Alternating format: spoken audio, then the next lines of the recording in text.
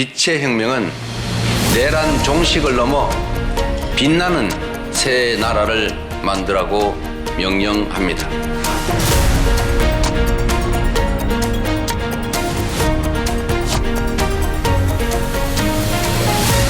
핵 추진 잠수함의 연료를 우리가 공급받을 수 있도록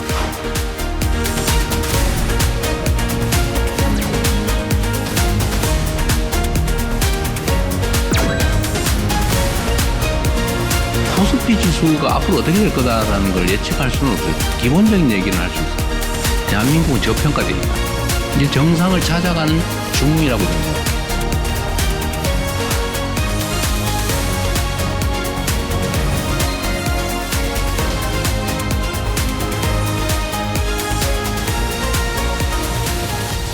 시청자 여러분 안녕하십니까? 그래픽으로 만나는 경제 토크쇼 픽. 복잡한 경제 이슈를 쉽고 명확하게 전달해 드리겠습니다. 2024년 12월 비상계엄 선포와 뒤이은 탄핵 정국에 경기는 위축되고 소비와 투자는 얼어붙었죠. 정치적 불안과 경제적 부담까지 안고 출범한 이재명 정부가 지난 1년 동안의 경제 성적표를 받아들었습니다. 미국의 거센 통상 압박과 중동 전쟁 등 대외 악재까지 견딘 이재명 정부 1년, 여러분은 몇 점을 주시겠습니까? 우리나라 대표 경제학자 117명의 설문조사 결과를 토대로 지난 경제 1년을 되짚어 보겠습니다. 경제 토크쇼 픽 시작합니다.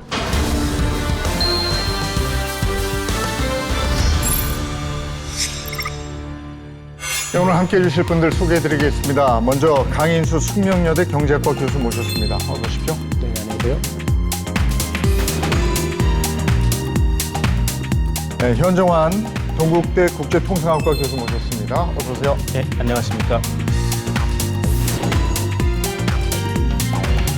그리고 이슈를 보다 쉽게 전해줄 고진경 기자도 함께하겠습니다. 어서 오세요. 취임 1년 기자회견에서 이재명 대통령이 대한민국 회복과 정상화를 위해서 하루하루 절박한 마음으로 달려온 시간이었다, 이렇게 얘기를 했습니다. 국가적 위기 속에서 숨 돌릴 틈도 없이 닻을 올린 국민 주권 정부가 이제 1년이 됐습니다.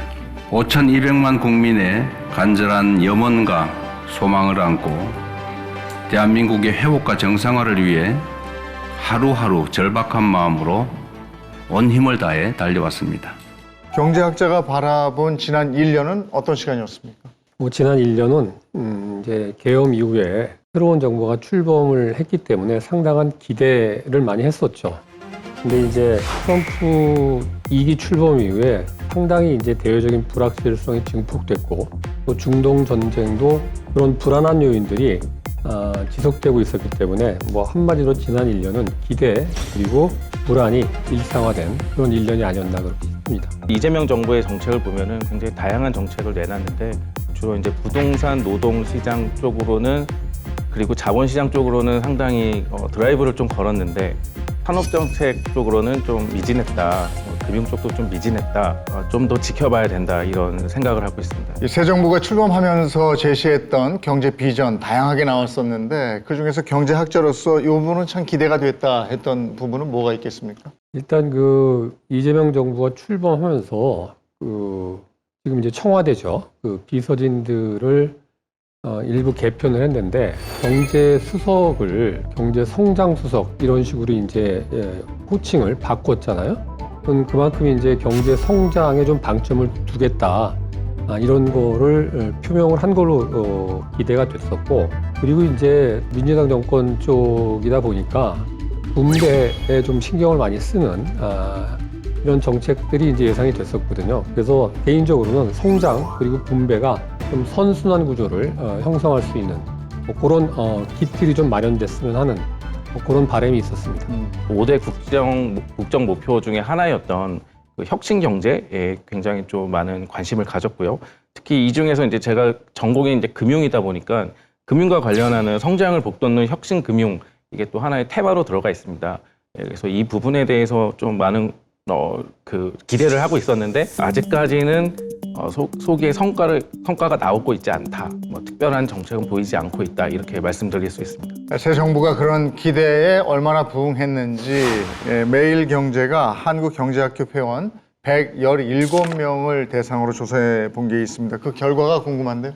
네, 이 설문 결과에 따르면 코리아 디스카운트에 시달렸던 국내 증시의 재평가를 이끌어낸 자본시장 활성화 정책이 이재명 정부의 대표적인 업적으로 꼽혔습니다. 반면 강도 높은 부동산 대출 규제와 친노동 정책 기조에는 부정적인 평가가 따랐는데요. 이재명 정부의 경제정책 전반을 학점으로 평가해달라는 질문에 10명 중 4명이 A 학점 이상을 매기는 등 비교적 높은 점수를 줬습니다. 좋은 성적은 혼자 열심히 공부하는 것도 중요하지만 대외 변수라는 게 또 있어서 근데 지난 1년 동안 호재보다도 악재가 많았던 그런 대외 환경이 아니었나 싶은데 경제 정책을 운영하는 데는 어떤 변수가 됐다고 보십니까? 일단 그 대외 불안 요인이 워낙 컸기 때문에 대외적인 요인에 따른 어떤 운신의 폭이 상당히 좀 줄어들었었던 그런 기간이었고 반면에 이제 그게 또 기회 요인으로 작용한 측면도 상당히 있습니다.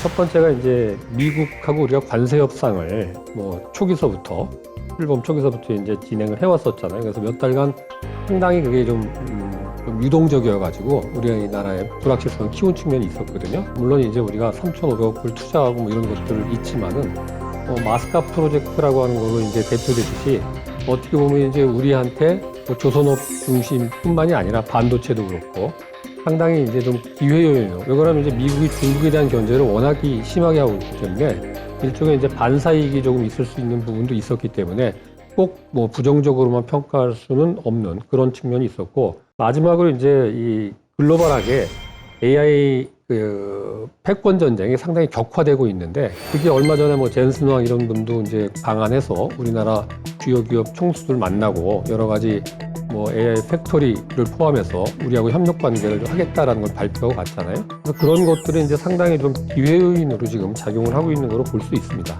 그래서 대외적인 어떤 불확실성이 분명히 이제 좀 불리한 측면도 있었지만은 기회 요인으로 작용할 수 있는 그런 측면이 꽤 있었다라는. 그런데 그 안에 부분별로 이렇게 세밀하게 들어가 보면 또 그렇지만도 않아요. 성적이 안 좋았던 것도 있지 않습니까? 그 평가 한번 들어볼까요? 네, 이 현재 정부 경제 정책 중에서 긍정적으로 평가하는 분야로는 이 자본시장 활성화가 71.8%로 가장 많이 꼽혔습니다. 인공지능과 반도체 등 첨단 산업 육성 정책, 대외 통상과 경제안보 대응 등도 긍정평가가 많았는데요. 반면 부정평가는 부동산 규제가 52.1%로 가장 높았고 친노동정책과 확장적 재정정책 등이 뒤를 이었습니다.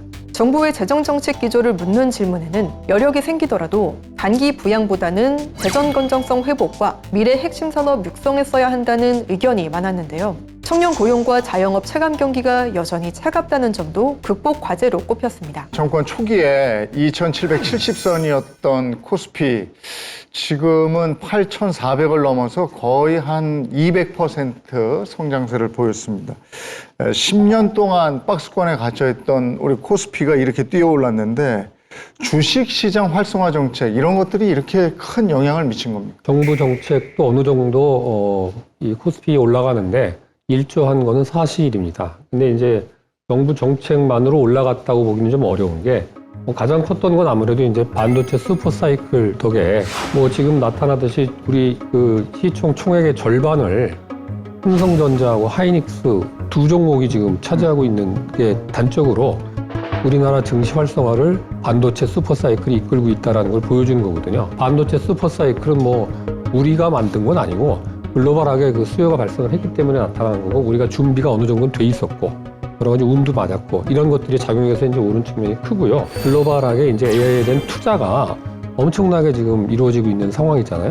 근데 거기에 또 우리가 상당히 좀 덕을 본 측면도 있습니다. 그러니까 우리가 AI 관련된 뭐 칩도 그렇지만은 뭐 발전 문제, 뭐 송배전 문제 그런 것들도 우리만큼 이렇게 어떻게 보면 제조업을 가지고 있는 국가가 없기 때문에 그런 부분이 이제 잘 맞아서 주가 상승에 상당히 이제 견인 역할을 한 거거든요. 여러 가지 요인이 있었겠지만은 정부의 정책, 그래서 뭐 밸류업 정책, 자사주 소각, 그리고 주주 환원 강화, 그리고 자본시장 뭐 제도 개선 이런 정책에 힘입은 측면도 있고 사실은 정부가 이제 부동산 시장을 약간 좀 이렇게 억제하는 부동산 가격 상승을 억제하는 그런 정책을 펴서 부동산으로 쏠릴 자금이 주식시장으로 쏠렸다 그런 측면도 저희가 감안을 할 수가 있겠습니다. 그리고 특히 해외와도 비교해서 보다 더 화랑이었다. 그렇기 때문에 코리아 디스카운트가 이제 어느 정도 해소가 됐다 이렇게 평가를 할 수 있습니다.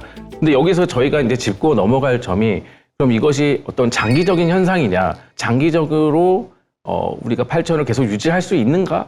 라는 것이 한 가지 이제 의문이 드는 것이고 코리아 디스카운트와 관련해서 또 다른 중요한 점은 사실은 우리나라 코리아 디스카운트 현상이라는 것은 외국인들이 바라봤을 때 디스카운트가 되는 거거든요. 외국인 투자자들이 우리나라를 다시 우리나라 주식시장을 우리나라 기업을 다시 재평가해서 외국인 투자자들이 계속해서 증가를 해야 되는 것입니다. 최근에 보면은 뭐 왔다 갔다 하지만은 외국인 투자자들의 자본 유입이 있었다가 최근에 또 이제 어느 정도 수익 실현을 해서 빠져나가는 그런 경향이 있거든요. 그렇기 때문에 이러한 측면도 우리가 중장기적으로는 앞으로는 좀 더 신경을 써서 이 코리아 디스카운트를 해소할 수 있는 그런 정책을 만들어야 된다 이렇게 생각합니다. 이 높은 점수를 받고 있는 부분 중에 이 눈에 띄는 게 아무래도 AI, 인공지능하고 반도체 이쪽 정책이었는데 글쎄 이게 기술 패권 경쟁 속에서 잘 대응을 하고 있는 겁니까? 이제 반도체는 뭐 잘 하고 있고요. 그러니까 이번 정부가 이제 AI를 되게 전면에 내세워서 강조를 하고 있고, 뭐 청와대에도 뭐 AI 수석 이런 자리를 만들 정도로 상당히 AI에 방점을 두고 있습니다. 근데 이제 방향은 잘 설정이 돼 있지만은 그게 뭐 성공을 했다라고 평가하기에는 아직은 좀 이르죠. 여러 가지 이제 넘어야 될 산이 많기 때문에 AI를 국가 전략 산업으로 선정한 거는 상당히 이제 잘 한 거고, 또 반도체 초격차 전략을 유지하기 위한 여러 가지 이제 지원도 뭐 적절하다고 보는데, 미국이 이제 압도적인 1위고 AI 분야에서, 그 다음에 이제 중국이고, 우리가 3위를 하겠다라는 목표를 설정하고 이제 AI 3대 강국을 지향하고 있는데, 문제는 이제 1위와 2위 그리고 중국과 우리의 차이가 투자 금액 면에서 워낙에 차이가 크기 때문에 그때 이제 방향성을 잘 정해야 될 것 같아요. 그래서 모든 분야를 다 잘하겠다라는 것보다는 우리가 잘하고 있는 분야들이, 우리 이제 어떻게 보면은 피지컬 AI 이런 얘기를 많이 하는데 그런 쪽에 강점이 상당히 있어 보이거든요. 이번에 뭐 젠순환 같은 분이 와서 그 두루두루 회사들을 만나고 간 것도 장기적인 관점에서 AI 생태계를 구축을 하는데 우리가 없어서는 안 될 파트너라고 생각해서 하고 있는데, 문제는 이제 그게 자칫 잘못하면은 락인 효과가 생겨가지고 HBM 같은 어떤 메모리에서 부가가치가 나서 지금 엄청난 뭐 역사상 뭐 최대 규모의 이제 영업이익이 나고 있는 이런 상황이긴 한데, 전체 생태계를 놓고 보면은 가장 부가가치가 많이 창출되는 그 제일 윗단에 있는 부분, 그거는 지금 엔비디아가 다 가져가는 거거든요. 이게 전체적으로 AI 팩토리 같은 거가 이제 확산이 되면서 글로벌하게 갖춰지면은 우리가 중요한 플레이어인 건 맞지만은 결국에는 뭐 쿠다라고 하는 그쪽에서 쓰는 그 일종의 소프트웨어 같은 거 있거든요.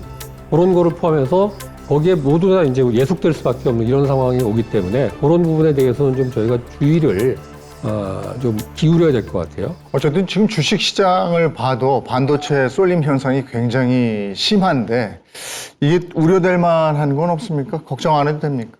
K자형으로 지금 되고 있다라고 하는 게, 되는 데는 올라가고 안 되는 데는 밑으로. 우리가 지금 하루에 매수 사이드카, 매도 사이드카, 이게 하루 사이로 왔다 갔다 해요. 이게 거의 뭐 나쁘게 얘기하면 뭐 투기장처럼 돼버려가지고서는 이 주식시장이 하루아침에 어떻게 갑자기 회사가 망할 것 같다가 갑자기 흥할 것 같고, 이게 안 되거든요. 근데 지금 올라갈 때 보니까는 올라간 게 전체 한 900여 개 중에서 100개도 안 되고 800개는 다 떨어졌어요. 주가는 상당히 올라갔는데, 이런 현상이 나타나는 거가 정상은 아니고 그게 바람직한 모습이다라고 우리가 평가하기는 되게 어렵죠. 전체적으로 우리가 좀 모든 분야를 다 할 수는 없지만은 그래도 상당한 정도의 어떤 포션은 같이 좀 올라갈 수 있는, 이게 지금 양극화되고 있는 상황은 조금 문제는 있어 보입니다, 상당히.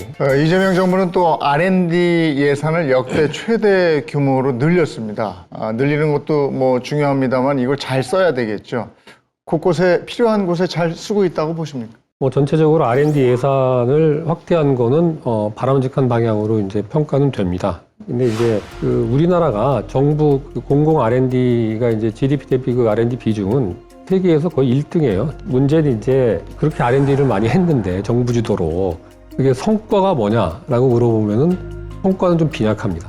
그래서 예를 들면 잠재 성장률이라고 하는 게 지금 계속 떨어지고 있거든요. 그래서 지금 거의 1%대 후반 정도까지 지금 떨어진 걸로 추정이 되고 있는데 이게 결국에는 이제 뭐 R&D 예산 규모도 규모지만은 이거를 어떻게 썼느냐. 그러니까는 양보다는 질이죠.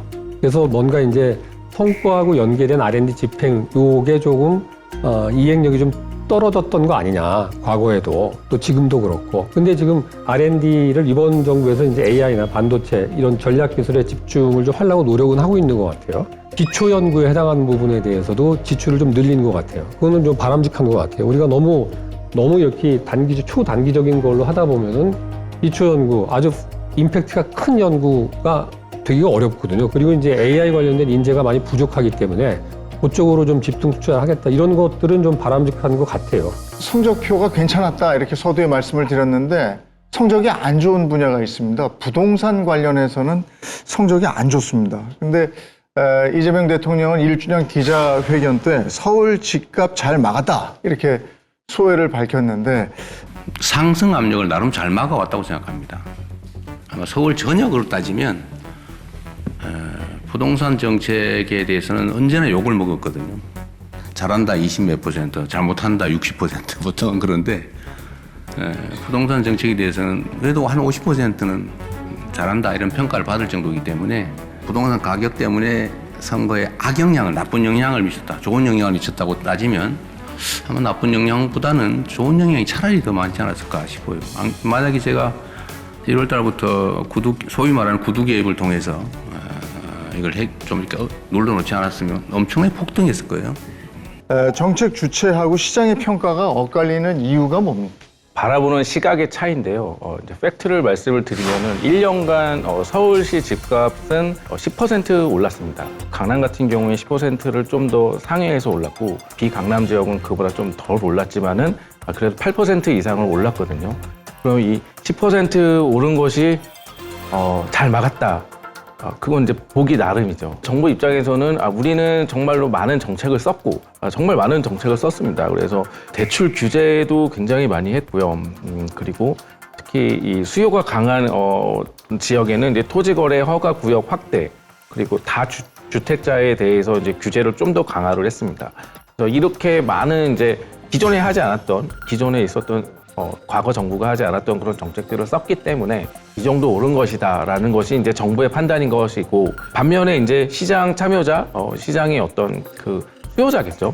주로 수요자 입장에서는 소득 상승률보다 실질 소득 상승률보다 집값이 더 많이 올라버린 그런 상황이기 때문에 내 집 마련은 좀 더 어려워졌다 이렇게 또 평가를 할 수가 있고. 그리고 약간 좀 이제 과도한 그런 정책들도 사실은 좀 있었습니다. 그래서 주변에서도 보면은 비거주 1주택자에 대해서도 이제 좀 규제를 강화하는 기조를 보였고요. 그 수요자들의 어떤 상황을 좀 더 사정을 챙기지 못한 측면이 좀 있지 않나? 그렇기 때문에 이렇게 엇갈린 평가가 나온 것이라 볼 수 있습니다. 부동산 관련해서 대통령의 의지가 상당히 강하고 또 규제도 몇 차례 나왔습니다. 그런데 여전히 부동산 시장은 불안한데 경제학자들은 그 이유를 어디서 찾고 있습니까? 네, 사실 이재명 대통령은 21대 대선 당시에 주택 공급을 강조하면서도 구체적인 목표와 시기, 실행 방안은 공개를 하지 않았었습니다. 그래서 이른바 삼무 부동산 공약으로 불리기도 했는데요. 실제로 당선된 뒤에는 역대 정부 중 가장 빠른 속도로 출범 한 달도 채 되기 전에 첫 부동산 대책을 내놨습니다. 627 대책에서는 규제 지역 내에서 주택담보대출 한도를 6억 원으로 제한했고 3개월 후에는 10.15 대책을 통해서 집값 상승 지역을 대거 토지거래 허가구역으로 묶기도 했습니다. 하지만 지난 1년간 정부 정책은 공급 확대보다는 다주택자, 고가주택 보유자, 고소득층을 겨냥한 수요 억제에 치중됐다는 이야기가 나옵니다. 이 고가주택의 매입 수요를 억제한다는 명분으로 대출 규제를 지나치게 강화해서 사실상 현금 동원력이 충분한 고자산가들만 고가주택을 매입할 수 있는 구조가 됐다는 분석입니다. 자, 이제 7월에 부동산 관련해서 세금 정책이 또 발표가 되고 나올 것 같은데 뭐 세금 세게 매기겠다 뭐 이런 거겠죠. 이거 어떻게 보십니까? 그러니까 이제 곧 뭐 발표할 정책이 보유세 강화하는 거로 예상이 되거든요. 그래서 이제 보유세 강화하는 근거는 이제 투기적 보유에 대한 비용을 좀 높이겠다. 뭐 그런 거, 그러면서도 이제 실수요자는 좀 보호하겠다. 뭐 이런 얘기는 하는데 방향 자체는 뭐 틀리진 않습니다. 그 방향이.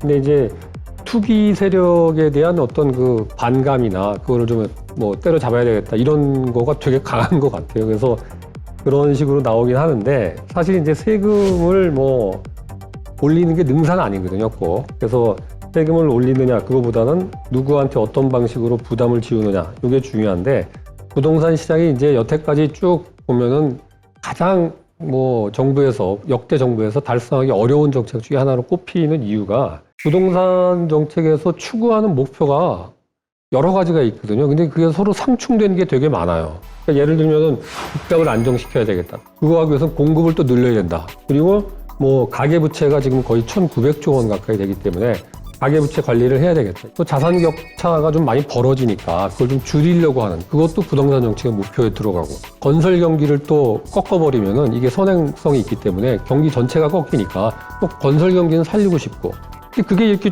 종합해서 보면은 이걸 하면은 저게 문제가 생기고 저걸 하면 이게 문제가 생기고 해서 이 5가지 정도로 요약되는 정책 목표를 한꺼번에 달성한다는 건 거의 불가능하거든요. 그러니까 만족도가 떨어질 수밖에 없고 서민들 일반인들 입장에서 보면은 체감도가 되게 떨어져요. 이게 뭐 하는데 뭐 세금 뭐 이런 것만 자꾸 얘기가 나오고 내가 집 사기는 점점 더 어려워지고 예견을 하기가 되게 어렵고 정부가 이렇게 한 대로 이게 스케줄대로 이렇게 따라가 주는 그런 경우가 거의 없더라고요. 부동산 정책이. 그래서 세제는 보조수단이고 결국에는 이제 공급을 늘리고 수도권 집중 현상을 좀 완화할 수 있는 여러 가지 방안들 이런 것들이 이제 병행해서 좀 추진이 돼야 되는데 뭐 역대 정권에서 다 겪었던 거지만은 이번 정권에서도 뭐 가장 어려운 풀어야 될 난제 중에 하나가 아닐까 싶습니다. 이 부동산 정책하고 함께 성적이 좀 안 좋았던 게 노동 정책이에요. 네, 최근에 삼성전자에서 발생한 성과급 이 부분도 여기 영향을 미쳤습니까? 네, 이번 설문에 따르면 노란봉투법 등 친노동정책 기조는 47%로 부정평가의 비중이 높은 편이었습니다. 이 개별 정책을 평가하는 데에서도 노란봉투법 등 노동정책에 대한 부정응답이 71.8%에 달했습니다. 이재명 정부의 노동정책 기조와 산업 현장의 노사 갈등을 기업 성장을 위협할 부담 요인으로 꼽은 건데요.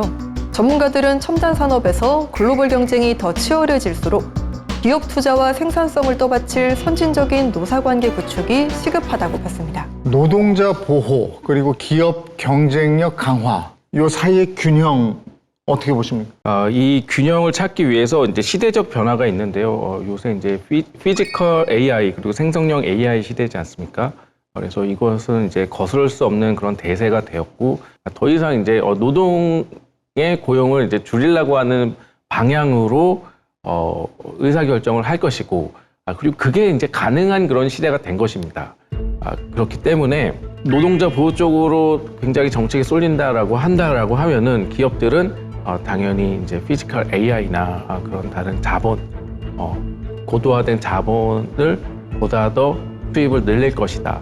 그렇게 되면은 결국에는 노동자 보호에 역행하는 그런 결과를 얻게 되는 것이기 때문에 둘 간의 어떤 조화가 굉장히 많이 필요합니다. 특히 이제 우리나라 같은 경우에 노동 시장의 유연성이 굉장히 떨어진다라고 하는 그런 평가를 많이 받기 때문에 이 노동자 보호 측면에서 어떻게 하면 노동 시장의 유연성을 좀 더 높일 것인가 하는 데 초점을 둘 필요가 있습니다. 또 한 가지 중요한 이슈가 바로 이제 고용 연장이거든요. 그래서 이제 60세에서 65세로 점진적으로 이제 정년을 연장하는 그 문제도 같이 우리가 고려해야 된다. 그렇게 생각하고 있습니다.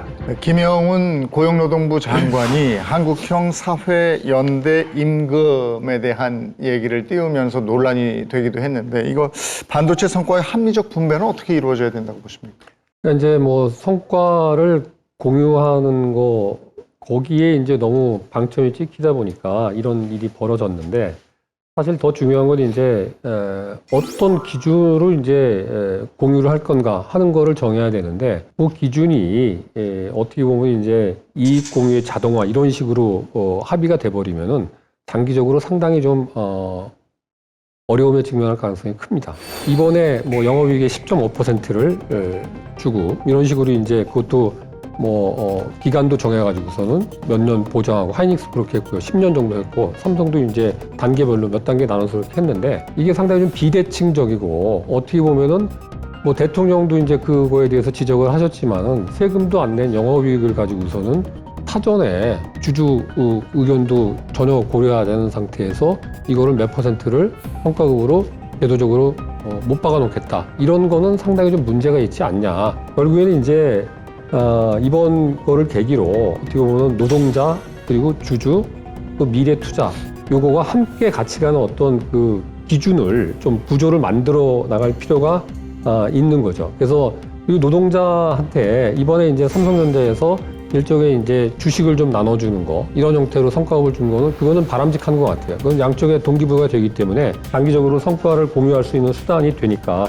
그런 쪽을 좀 확대하고 그러면서도 이제 미래 투자를 훼손하지 않는 선에서 성과급을 나누는 이런 거가 필요하고 예상했던 것보다 많은 이익이 나면은 세수도 예상보다 많이 들어오기 때문에 초과 세수 부분을 어떻게 사용을 할 건가 뭐 초과 이익을 정부가 나눠라 이런 거보다는 초과 세수로 들어온 부분에 대한 용처에 대한 우선순위 그거에 대해서 법적으로 개선해서 이거를 우선순위를 조정할 필요가 있는 부분은 조정을 하고 이런 식으로 나가야 되지 않나 싶습니다. 이 사기업의 이익을 어떤 공공성의 잣대로 그리고 어떤 분배의 대상으로 볼 때는 굉장히 어떤 조심스러워야 되고 조심스러운 판단을 하지 않고 어떤 포퓰리즘에 따라서 이 의사결정이 이루어진다라고 하면은 굉장히 큰 역효과를 불러올 수 있다.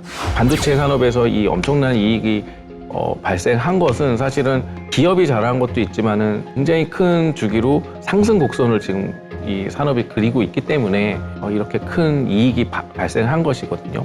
그러면 언젠가는 이익이 줄어들어요. 그리고 손실이 날 수도 있습니다. 이 기업이 계속해서 성장하고 지속 가능하려고 그러면 재투자가 필요하거든요. 만약에 우리가 이 삼성전자나 하이닉스의 이 영업이익을 가지고서 사회연대 임금으로 이걸 배분했다라고 하면은 이 기업들의 지속 가능성은 떨어질 수밖에 없는 겁니다. 이런 기회비용을 지출하고서라도 이 사회연대 임금을 도입할 것인가 질문에 대한 답을 이제 우리가 찾는 것이 중요하다고 생각합니다. 재정 지출과 관련해서는 어떻게 생각하시는지 모르겠습니다. 일반적으로 그 경기가 어려워질 때 돈을 풀어서 밑으로 가는 거, 그러니까 하락세를 떠받친다 이렇게 알고 있는데 지금 돈을 좀 풀었잖아요. 이게 그 단순 경기 방어냐 아니면은 경기를 좀 회복하는 지렛대 역할을 했느냐 어떻게 보십니까? 그러니까 이제 경기가 안 좋을 때는 뭐 추경 편성해서라도 돈을 정부가 풀어서 마중물 역할을 해서 경기가 좀 살아날 수 있게 뭐 이번 정부에서도 일정 부분은 그런 생각을 좀 했었을 것 같아요. 초기에는. 근데 이제 아시다시피 반도체 뭐 슈퍼 사이클 덕에 수출도 사상 최대치고 또 이제 경제 성장률도 계속 상향 조정이 돼 왔거든요. 그래서 지금 정부에서 이제 재정 확대, 재정에 대해서 상당히 적극적이에요. 이번 정부는. 근데 이제 재정 확대를 하면서 단순 어떤 경기 부양 이런 차원이 아니고 산업 전환이라고 하는 그러니까 AI로 대표되는 또 이제 차세대 동력 산업을 확실하게 좀 키우겠다라는 그런 차원에서 좀 재정 집행을 좀 강화하고 있는 측면이 좀 있거든요. 그래서 그런 적극적인 재정은 그런 쪽이라면 저는 필요하다고 봅니다. 근데 이제 유가 올랐을 때 유가 상한제 같은 거 하면서도 정부가 일정 부분 부담을 했었고 또 이제 뭐 지역 화폐 비슷하게 해서 좀 소비 진작 차원에서 나눠주기도 하고 이런 것들이 있었죠. 그래서 그런 것들은 이제 과거에도 몇 차례 했었지만은 그 효과에 대해서는 좀 의견이 분분해요. 그래서 이제 그런 것도 이제 생각은 하되 너무 그쪽에 비중을 키우는 것보다는 지금 제가 말씀드린 것처럼 어떤 산업을 전환하는데 뭔가 새로운 어떤 성장 동력을 마련하는데 정부 지출이 상당한 어떤 밑거름이 될 수 있는 그런 역할을 하게끔 재정이 좀 더 편성이 되고 집행이 되고 그렇게 됐으면 좋겠습니다. 경제학자들을 대상으로 한 설문조사 그리고 경제 지표에서 나타난 우리 경제 이걸 보면 이재명 정부가 해결해야 될 최우선 과제는 이거다 나옵니까? 환율 문제가 상당히 좀 만성화되다시피 하는데 그걸 뭐 성장 비용으로 치부할 수도 있겠지만은 그렇게 단순하게 볼 문제는 아닌 것 같고 물가도 뭐 지난달만 해도 이제 3%대로 올라섰고 당분간은 그 정도로 유지가 될 것 같은데 이게 이제 민생들 경기에 상당히 체감하는 경기에 좀 악영향을 미치기 때문에 단기적으로는 그 문제를 해결하는데 물가 문제, 환율 문제 이런 거에 좀 치중을 당연히 해야 될 것 같고요. 조금 더 길게 보면 이제 여러 차례 얘기가 나왔지만은 이 K자형 양극화 심화되는 현상 이거를 좀 어떤 형태로든 간에 좀 바로 잡아야 되는데 이게 이제 제일 중요한 역할을 할 수 있다고 생각하는 게 AI 같아요. 그래서 AI라고 하는 게 이제 그 산업만 따로 떨어지는 게 아니고 AI가 기반이 돼서 여타 산업의 생산성을 높이는데 엄청난 역할을 할 수 있기 때문에 잠재 성장률도 끌어올릴 수 있고 양극화 문제도 해소될 수 있기 때문에 그 부분에 지금 신경을 무지하게 써야 될 필요가 있고 뭐 아까 쭉 얘기 나온 부동산 문제라든가 이런 것들은 어렵습니다. 상당히. 그러나 해결하려고 노력은 해야 되겠죠. 어느 나라나 이제 양극화가 된 나라를 보면은 잘 되는 산업은 잘 되고 부자들은 더 부자가 되고 그렇지 못한 사람들은 이제 소외받고 그런 상황이 이제 지속이 되거든요. 그래서 이제 좀 정부는 좀 어떤 균형을 맞추기 위해서 지역 그리고 중소기업에 대한 지원을 좀 더 늘리는 그런 정책을 펴야 되지 않을까. 최근에 이제 이재명 정부가 펼치고 있는 포용 금융 그리고 생산적 금융 이것이 굉장히 좀 잘 된 그런 정책이라고 보는데 그 실행 방안도 좀 더 촘촘하게 마련을 해서 구체적으로 마련을 한다라고 하면은 그 균형을 이루면서 성장을 할 수 있지 않을까 그렇게 생각해봤습니다. AI 시대가 이제 본격화되고 있습니다. 이 한국 경제의 새로운 성장 동력은 뭐가 돼야 될까요? 기본적으로 AI의 활용도를 높이는 데서 좀 찾아야 될 것 같습니다. 그래서 우리가 다른 나라에 비해서 상대적인 이점이 있는 게 이제 제조업이기 때문에 뭐 피지컬 AI를 포함해서 AI를 실제로 접목해서 그 분야의 생산성을 끌어올리는 거 되게 중요하거든요. 그래서 그런 섹터로 들어가면은 반도체가 이제 견인을 하고 그게 유일한 산업이 되면 안 되죠. 물론 그 병행해서 같이 가는 산업들이 꽤 많이 있으니까 그런 부분들 그리고 이제 바이오라든가 헬스 이런 쪽이 상당히 이제 커질 수밖에 없거든요. 그리고 에너지 이런 분야들을 중심으로 해서 새로운 성장 동력을 계속 찾아내려고 하는 노력이 좀 수반돼야 할 것 같습니다. 첨단 산업, IT 산업 위주의 그런 정책, 거기 플러스 이제 AI 쪽에 굉장히 좀 집중하는 그런 정책을 펼쳐야 된다 이렇게 생각하고 있고요. 기존에 있었던 기업뿐만이 아니라 이 생태계를 만드는 게 굉장히 중요합니다. 그래서 넥스트 삼성전자 같은 중소기업들을 발굴한다던가 육성한다던가 하는 그런 정책적인 노력이 굉장히 필요하다고 생각합니다. 지난 1년 한국 경제가 벼랑 끝에서 발을 뗀 것은 분명합니다. 이제는 꾸준한 경제 발전 그리고 국민이 실질적으로 체감할 수 있는 그런 경제 발전이 되길 기대해 봅니다. 경제 토크쇼 픽 오늘 여기까지 하겠습니다. 고맙습니다.